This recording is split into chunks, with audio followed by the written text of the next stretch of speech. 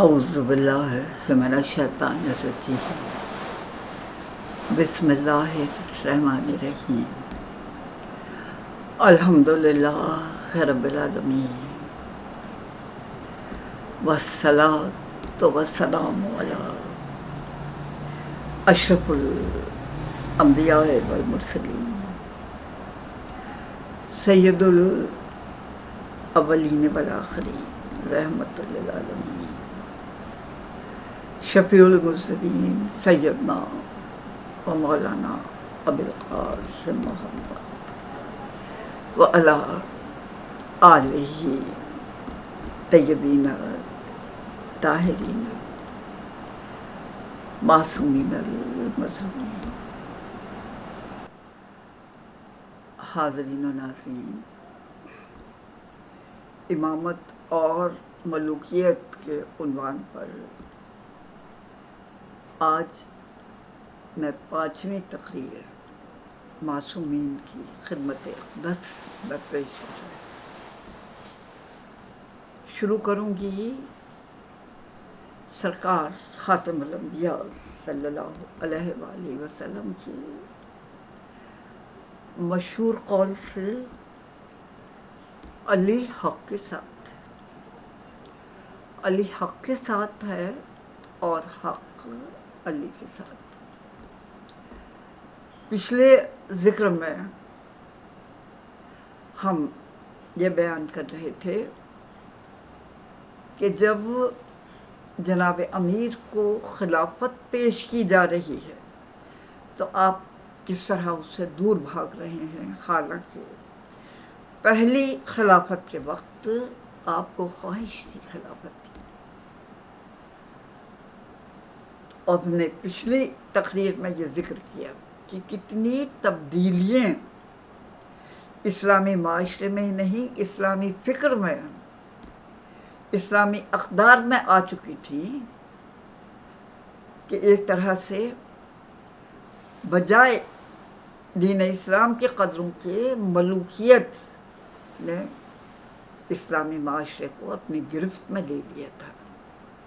اسی وجہ سے جناب امیر المومنین بیان فرما رہے ہیں ان تمام برائیوں کو اور خلافت سے گریزاں نظر آ رہے ہیں کہ ان کی اصلاح کرنی بہت دشوار ہے۔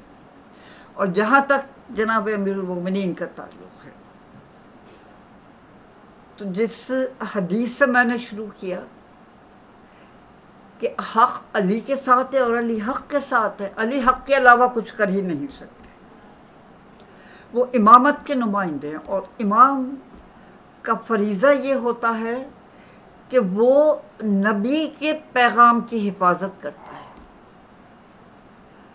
امام کوئی اپنا نئے فکر لے کر نہیں آتا بلکہ نبی کے پیغام کی حفاظت کرنے والا ہے۔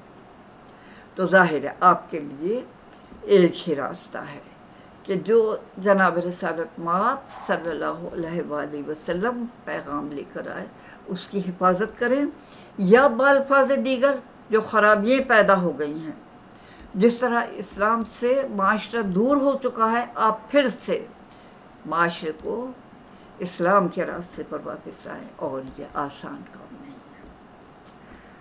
اب ہم یہ دیکھتے ہیں کہ جب جناب امیر المومنین اتنے گریزاں ہیں کہ آپ خلافت نہیں قبول کرنا چاہتے، تو پھر ذہن میں ایک سوال پیدا ہوتا ہے کہ پھر آپ نے خلافت کیوں قبول کی؟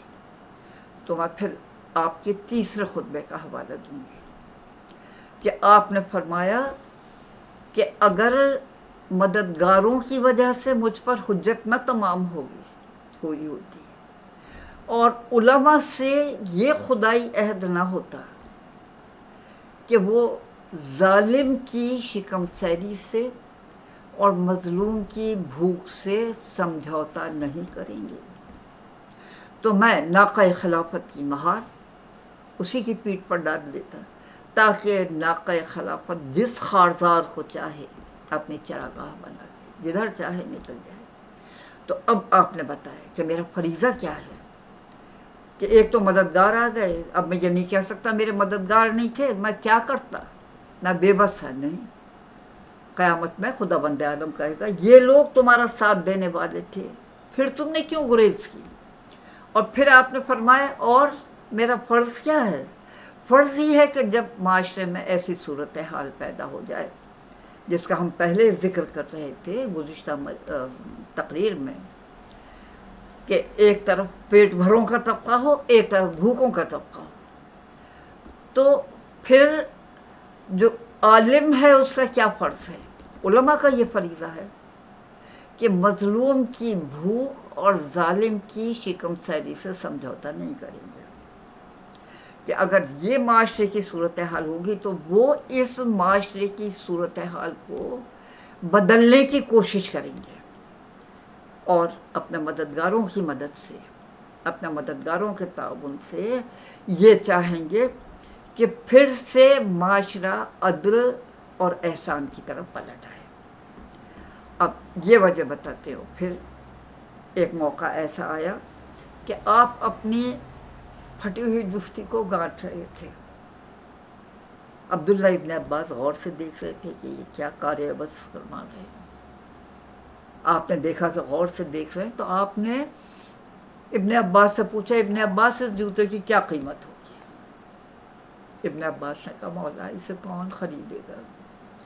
तो आपने फरमाया खुदा की कसम, खुदा की कसम, ये फटा हुआ जूता मुझे तुम लोगों पर हुकूमत करने से ज़्यादा कीमती लगता है,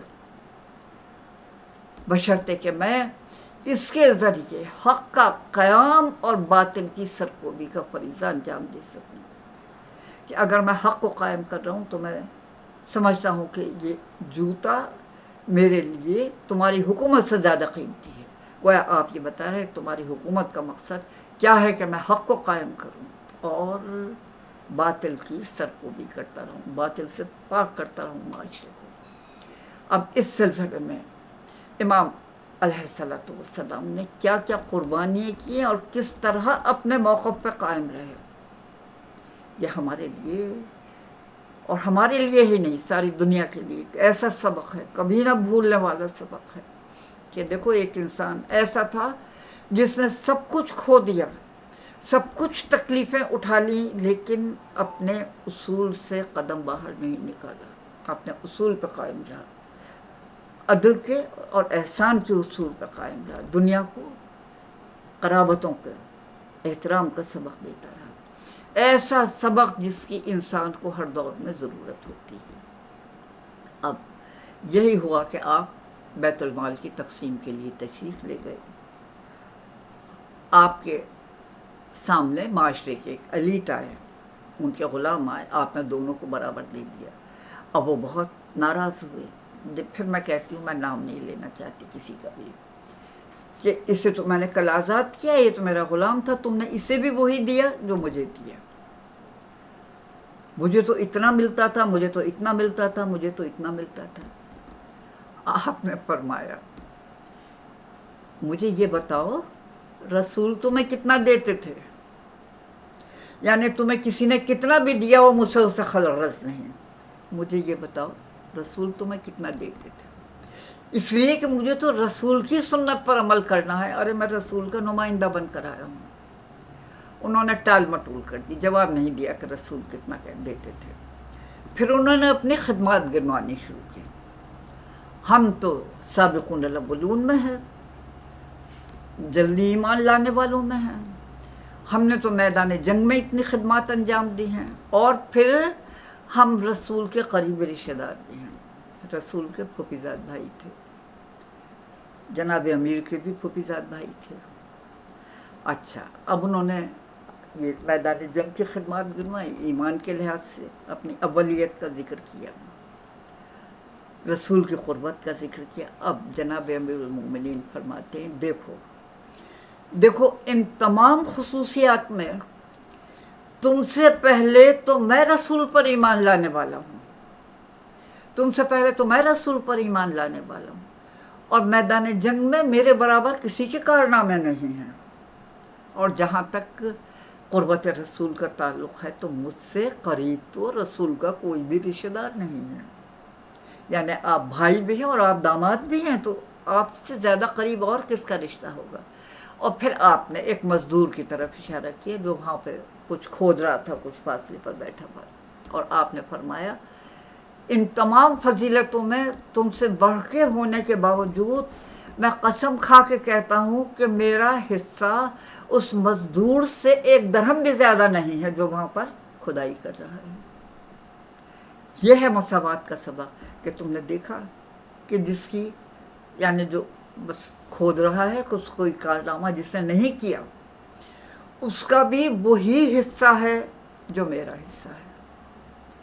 اب یہ لوگ جناب امیر المومنین کی عظمت کو جاننے والے ہیں، ظاہر ہے یہ جناب رسالت مآب کی زبان سے وہ تمام احادیث سن چکے ہیں جو آپ نے جناب امیر المومنین کی شان میں بیان کیے، یہ غدیر کا خطبہ بھی سن چکے ہیں، لیکن اب ظاہر ہے اس پر ناراض ہو کے چلے گئے۔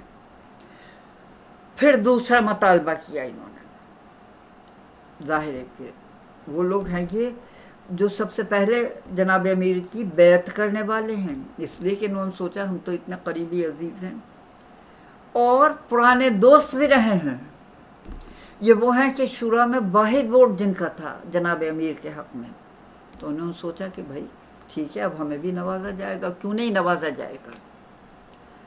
تو پھر انہوں نے آ کے مطالبہ کیا کہ اچھا ہم میں سے ایک کو کوفے کی گورنری دیجیے، ایک کو بصرے کی۔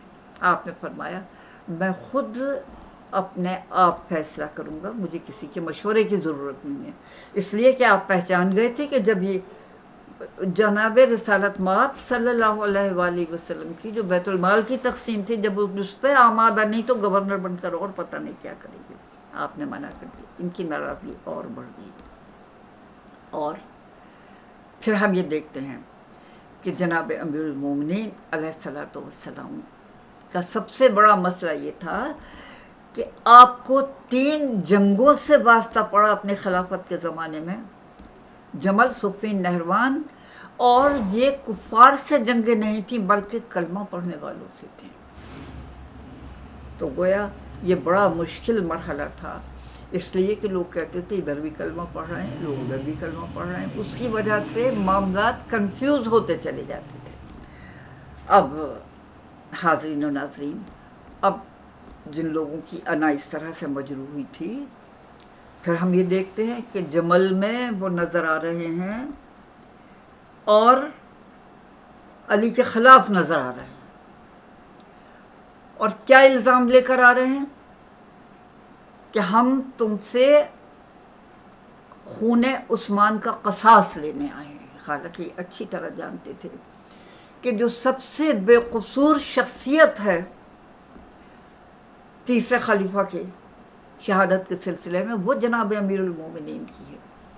یہ لوگوں کو ورغلاتے تھے، اور جیسا میں نے بتایا کہ کیسے گورنر تھے، ان کی شکایتیں لے کر لوگ آتے تھے، خلیفہ وقت آپ کو بلواتے تھے، آپ فیصلہ کرواتے تھے، لوگ جو تھے ظاہر ہے کہ فیصلے پر پہنچ کے خاموش ہو جاتے تھے۔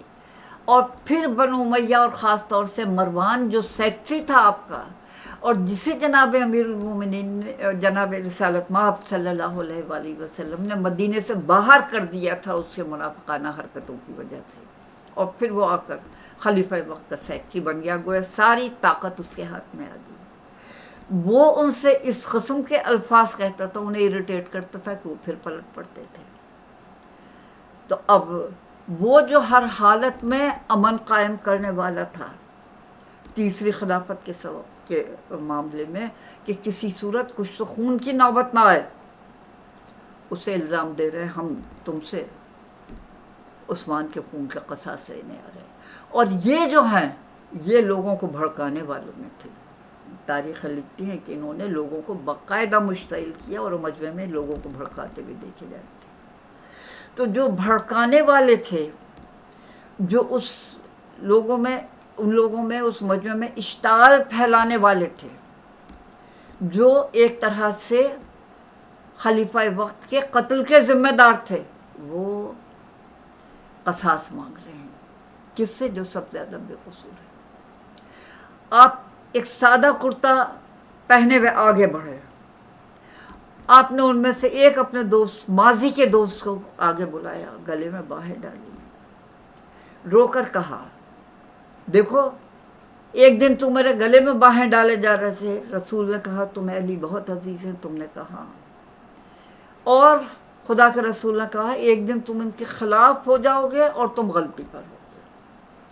وہ میدان جنگ سے پلٹ گئے، لیکن ظاہر ہے ایک دفعہ میدان جنگ کی آگ بھڑک جائے تو اسے خاموش کرنا آسان نہیں ہوتا۔ آپ نے ظاہر ہے کہ اتنے بڑے فاتح، اتنے بڑے جنگجو تھے، آپ کو فتح، بہت بڑی فتح ملی، لیکن یہ کیسا فاتح ہے کہ آپ جاتے ہیں پھر بعد میں مقتولین کی ظاہر لاشوں پر اور سب کی تدفین کرتے ہیں، چاہے کوئی اپنی فوج کا ہے چاہے کوئی دشمن کی فوج کا ہے، اور ساتھ ہی ساتھ روتے جاتے ہیں اور رو کے آپ نے فرمایا کاش میں آج سے 20 سال پہلے مر گیا ہوتا اور میں نے یہ نہ دیکھا ہوتا۔ فاتح اس طرح سے رو رہا ہے، اس کے معنی کیا ہے کہ جناب امیر علیہ السلام فرما رہے ہیں کہ اسلام کو نقصان پہنچ رہا ہے، کاش میں یہ نقصان دیکھنے سے پہلے خدا کے ہاں چلا جاتا۔ پھر آپ نے دوسرا اقدام یہ کیا کہ جتنے ظالم گورنر تھے جن کے کارنامے ہم بیان ہی کر چکے ہیں پچھلی تقریر میں، ان سب کو معزول کر دیا۔ اب لوگ یہ کہہ رہے معاویہ تو بہت طاقتور ہو گئے، آپ کچھ دنوں سے برداشت کیجئے، جب اپنی طاقت جمع کر لیں پھر اس کے بعد معزول کیجئے گا، ایک ایک کو معزول کیجئے گا تاکہ آپ مضبوط ہوتے چلے جائیں۔ اور مولا نے کیا فرمایا، کیا تم مجھے یہ سبق دے رہے ہو کہ میں جن پر حکمراں مقرر ہوا ہوں ان کے خلاف ظلم کو اپنی مدد کے لیے بلاؤں گا۔ اب دیکھیے اس مانوی نقطہ نظر سے دیکھیے کتنی صحیح بات کی ہے، اور علی حق کے ساتھ ہیں، علی باطل سے کیسے کمپرومائز کر سکتے ہیں، کیسے ظالموں کے ساتھ کمپرومائز کر سکتے ہیں، محض اس لیے کہ ان کی جو ہے حکومت برقرار ہے۔ قرار صفین کے مقام پر معاویہ بہت بڑی فوج لے کر آئے، اب جنگ ہوتی رہی، اور ایک موقع ایسا آیا کہ مالک اشتر جو آپ کے سپہ سالار تھے وہ معاویہ کے خیمے کے قریب پہنچ گئے، اور بس فتح میں چند لمحے رہ گئے تھے کہ وہاں یہ مشورہ دیا گیا کہ نیزوں پہ قرآن بلند کر دو، جس سے علی کی فوج میں پھوٹ پڑ جائے گی اور ہمیں موقع مل جائے گا۔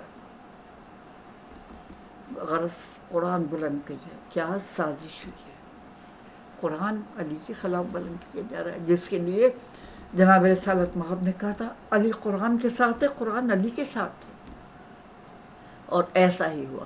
اب آپ کی فوج کا ایک طبقہ کہہ رہا ہے جنگ بند کیجیے، آپ فرما رہے ہیں یہ دھوکہ دیا جا رہا ہے، یہ سازش کی جا رہی ہے، لیکن ان کی ضد ہے نہیں، ورنہ ہم آپ کو قتل کر دیں گے۔ آپ نے مالک اشتر کو پیغام بھیجا، مالک اگر مجھے زندہ دیکھنا چاہتے ہو تو چلے آؤ، مالک اشتر چلے آئے۔ پھر ثالثی کی قرارداد ہوئی، ان کی طرف سے ظاہر امراض جو بے حد چالاک دوست تھے معاویہ کے وہ آئے، ادھر یہ بھی وہ ہو رہا ہے کہ یہ ثالث نہیں، یہ ثالث، یہ ثالث نہیں، یہ ثالث، غرض ایک ڈھیلے ڈھالے سے صحابی کو مقرر کر دیا گیا۔ دومت الجندل میں ملی دونوں فوجیں۔ اب امراض نے کہا اچھا آپ بزرگ ہیں، آپ پہلے اعلان کیجیے۔ یہ دھوکے میں آ گئے، انہوں نے کہا ہم نے یہ طے کیا ہے کہ معاویہ اور علی دونوں کو معزول کر دیں اور دوبارہ خلافت کا انتخاب ہو، اور وہ کھڑے ہو کے کہتے ہیں علی کے نمائندے نے علی کو معزول کر دیا، میں معاویہ کو برقرار رکھتا ہوں خلافت۔ اب یہاں پر ایک ہڑبونگ مچ جاتا ہے، ہمارے ساتھ دھوکہ کیا گیا، دھوکہ کیا گیا، اور اسی میں ایک طبقہ آپ کی فوج کا نکل کے کھڑا ہو جاتا ہے جنہیں خارجی کہا گیا تاریخ میں۔ خیال رہے کہ یہ خارجی وہ ہیں جو جناب امیر المومنین کے ہی فوجی تھے، ان کے ہی ساتھ تھے، اور آج کھڑے ہوئے کہہ رہے ہیں آپ نے ثالثی کیوں قبول کی؟ آپ نے فرمایا میں منع کرتا تھا تم سے کہ یہ جو ہے جنگ بند نہ کرو، تم نے ہی اصرار کیا، تمہارے اصرار پر میں مجبور ہو کے میں نے جنگ بند کی، اور اب تم یہ اعتراض کر رہے ہو۔ انہوں نے کہا نہیں، انسانوں کی ثالثی آپ نے کیوں قبول کی؟ ثالث تو اللہ ہے۔ اور نعوذ باللہ خاکم بدہن آپ مشرک ہو گئے. ارے میرے مولا آپ پہ کیا گزرتی ہوگی کہ چند جاہل کھڑے ہوئے یہ کہہ رہے ہیں کہ آپ مشرک ہو گئے، اور پھر کہہ رہے ہیں کہ اچھا آپ توبہ کر لیجئے ہم آپ پہ پھر ایمان لے آئیں گے. ہائے ہائے، وہ جس کے لیے خدا کے رسول کہے جس کا میں مولا ہوں، اس کا یہ علی مولا ہے، اس کے لیے کہیں آپ توبہ کیجئے، نعوذ باللہ آپ مشرک ہو گئے. اور پھر ان سے نہروان میں جنگ ہوئی اور نہروان میں آپ کو بڑی فتح حاصل ہوئی. لیکن جناب امیر المومنین فتوحات پہ اتنے شکستہ دل ہیں، اتنے شکستہ دل ہیں، اس لیے کہ آپ جانتے ہیں کہ یہ شاید فتح ہوئی ہے، لیکن اسلام پارا پارا ہوتا چلا جا رہا ہے. اور پھر آپ کی ہی خلافت کے زمانے میں مصر پر معاویہ کا قبضہ ہو گیا، اور محمد بن ابو بکر جو وہاں کے گورنر تھے جناب امیر کی طرف سے، ان کو شہید کر کے ان کی لاش کو بیل کی کھال میں بند کر کے جلا دیا گیا. یہ اسلام آ رہا ہے، یہ ملوکیت ہے. اسلام کیسے ہو سکتا؟ یہ ملوکیت ہے. ادھر وہ امامت کا نمائندہ ہے کہ جو اپنے دشمنوں کی لاشوں پہ بھی آنسو بہا رہا ہے کہ کاش آج میں اس سے آج سے 20 سال پہلے قتل ہو گیا ہوتا ہے، آج سے 20 سال پہلے مر گیا ہوتا ہے. کوئی حد ہے قربانیوں کی؟ اور ابھی تو اور آگے بڑھ رہی ہیں قربانیاں، آگے بڑھ رہی ہیں قربانیاں. میری جان قربان ہو جائے مولا آپ کی اولاد پر کہ اب حسین دین اسلام کی خاطر، دین اسلام کو زندہ رکھنے کی خاطر، اس ملوکیت کو ایکسپوز کرنے کے لیے کہ دیکھو یہ ملوکیت ہے، اسلام نہیں ہے. کس کس کو لے کر آ رہے ہیں؟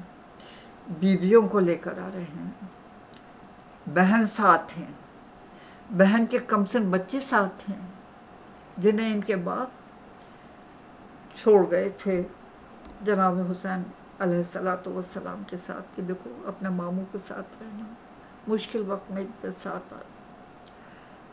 کون ماں ایسی ہوگی؟ میری جان قربان ہو جائے اس ماں پر جس کا نام جناب رسالت مآب نے زینب رکھا. یہ باپ کی زینت ہے. کیسے باپ کی زینت ہے کہ جب اصحاب ایک ایک کر کے شہید ہو چکے، اب خیموں میں محض گھر والے رہ گئے. جناب زینب اپنے بچوں کو لے کر آتی ہیں اور امام علی مقام فرما رہے ہیں. زینب ان کی تو میدان جنگ میں جانے کی عمر بھی نہیں، لیکن ماں جانتی ہے کہ آج کا سا دن پھر کبھی نہیں آئے گا. ضد کر کے، اصرار کر کے بھائی سے امام سے اجازت دلواتی ہیں کہ پھر کس وقت یہ کام آئے گی. اور دونوں بچے خیمے سے نکلتے ہیں. ایک کو گھوڑے پر ایک ماموں حضرت عباس سوار کرا رہے ہیں، دوسرے ماموں جناب امام علی مقام سوار کرا رہے ہیں، اور بچے اس میدان کی طرف روانہ ہو جاتے ہیں جہاں سے کوئی زندہ نہیں آیا، جہاں سے کوئی زندہ نہیں آیا.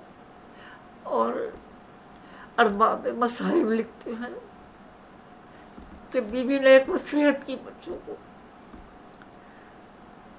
ماں کیا وصیت کر سکتی ہے آخری وقت جبکہ پتہ ہے کہ اب بچوں سے ملاقات نہیں ہوگی؟ ارباب مصائب لکھتے ہیں ماں نے کہا، بیوی زینب نے کہا دیکھو بچوں نہر کی طرف مت جانا، مجھے معلوم ہے تم 3 دن کے پیاسے، پیاس بڑی ظالم چیز ہوتی ہے، کہیں ایسا نہ ہو تم پانی پی لو. حسین کے خیمے میں سب پیاسے، حسین کے خیمے میں سب پیاسے.